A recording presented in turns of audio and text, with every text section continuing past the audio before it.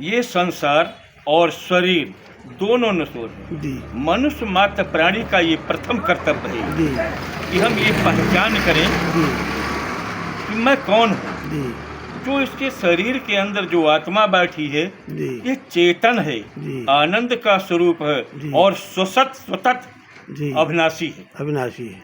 और अपने ये निज स्वरूप और निज स्वरूप का ज्ञान होना जी अपनी आत्मा का जी मनुष्य मात्र का ये प्रथम कर्तव्य है। जी अगर इसकी पहचान नहीं वो कर पाएगा जी तो वो भवसागर से पार नहीं हो सकते ही। जी इस आत्मा का निधाम कहाँ है? जी मंडको उपनिषद है, जी जो अथर्ववेद का जी पुरुष सूक्त मंत्र है। जी उसी अथर्ववेद से जी केन उपनिषद निकला है जी और उसी केन उपनिषद की अथर्ववेद की व्याख्या मंडको उपनिषद है। जी उसमें परमात्मा की दिव्य स्वरूप, उनके धाम और उनकी लीला का संकेत रूप से वर्णन है। जी उसमें वेदों में कहा गया है मंडको उपनिषद में जी कि आत्म परतशाम होम ईशा दिव्य ब्रह्मपुरी, जी आत्माओं का प्रीतम दिव्य ब्रह्मपुरी में रहता है। जी तो हमें ये जानना होगा कि मेरे आत्मा का स्वरूप कैसा है और परमात्मा कैसा है। जी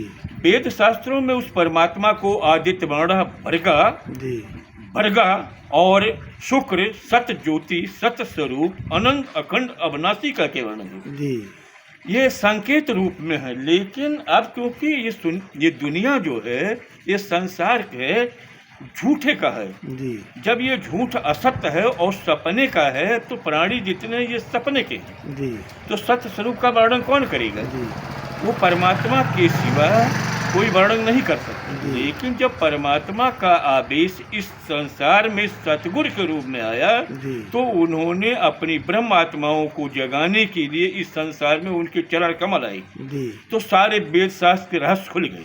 जी। उन्हीं ब्रह्म आकांक्षाओं को वेद शास्त्रों में चुनिंदा नार, परमहंस और ब्रह्म प्रियाएं, उन्हीं को कुरान के अंदर अवलिया कहा गया। जी। सारे नाम ये उन्हीं ब्रह्म आत्माओं, ब्रह्म आकांक्षाओं की जो शक्तियां उनका नाम है, उनकी शोभा है। जी लेकिन ये संसार वाली अपने को दावा पेश करते हैं, जी तो अपने को अगर दावा पेश करते तो सत्य के वारण क्यों नहीं करते? जी वेद शास्त्रों में जो कुछ लिखा है वो ईश्वरीय ज्ञान है। जी ईश्वरीय ज्ञान की स्थिति में जब आप कब इस रहस्य को समझेंगे?